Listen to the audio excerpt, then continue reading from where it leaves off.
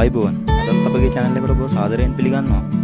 අද අපි කතා කිරීමට යන්නේ කුප්පමේනියා ශාකයේ ඇති වටිනාකම සහ ඖෂධීය ගුණ පිළිබඳව.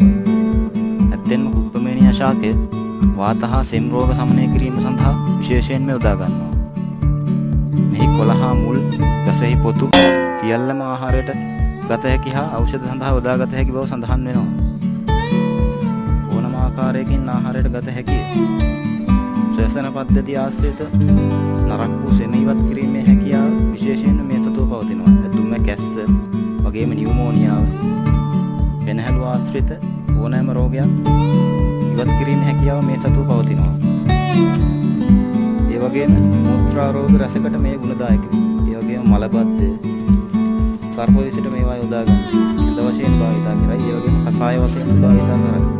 ඒ වගේම පණු රෝග සඳහා කුඩා ළමුන්ගේ ඇති වෙන මලබද්ධය සඳහා විශේෂයෙන් මේවා යොදා ගන්නවා. ඒ වගේම සමහි රෝග, දත කුෂ්ඨ වලට වගේම වෙනත් චර්ම රෝග ඕනෑම දෙයකට කුණු වතුරෙන් අපරාමයේ සමහි ආලේප කර හැකියි. දැඩි උඩුගරදේ සඳහාද කුණු වතුරට දමා මෙහි උස නල්ලේ තබා ගත හැකියි. ඒ වගේම මූත්‍රා නොයාමට, ඒ වගේම සන්ධි ඉදිමුමට මේ භාවිතා කළ හැකියි. විෂනාශකයක් ලෙසද මේ භාවිතා කරයි. මලබද්ධය, චර්ම රෝග, ස්නායු රෝග, උණ, දත් කැක්කුම, කන් කැක්කුම, ඉරුවාරදය, කැස්ස ඇතුම වැනි සියලුම රෝග සඳහා මෙය විශේෂයෙන් ගුණදායක බව සඳහන් වෙනවා.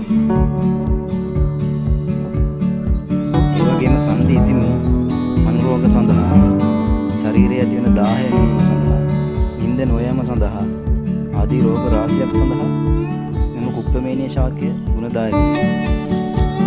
විශේෂයෙන්ම කුඩා දරුවන්ගේ ඇති වෙන රෝග සඳහා නම් මලබද්ධය, මූත්‍රා නොයෑම, ඒ වගේම සමහි ඇති වෙන රෝග සඳහාද වෙනත් ඖෂධ ලබා දීම කුඩා දරුවන් සඳහාද මේ වල්ප වශයෙන් භාවිතා කර හැකියි.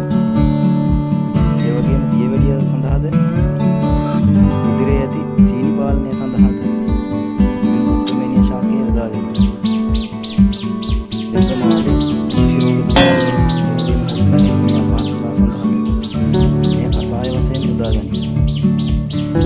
ශරීරගත වූ අධික විෂ නැසීමට සර්පයන් දෂ්ට කිරීමේදී පවා සර්පයන් දෂ්ට කර මරණ වූ තුවාල සඳහාද මේ යොදා ගන්නා බව සඳහන් වෙනවා. දත කුෂ්ඨ වගේම සමහි ඇතිවන අලුහන් සඳහාද මේ විශේෂයෙන්ම යොදා ගන්නා බව සඳහන් වෙනවා. එහෙනම් අදත් අපගේ වීඩියෝ එක නැරඹුවාට ඔබට බොහොමත්ම ස්තුතියි. මෙවැනි තවත් වටිනා අලුත් වීඩියෝ වල නොටිෆිකේෂන් ගෙන්වා ගැනීම සඳහා අපගේ channel එක අමතක නොකර subscribe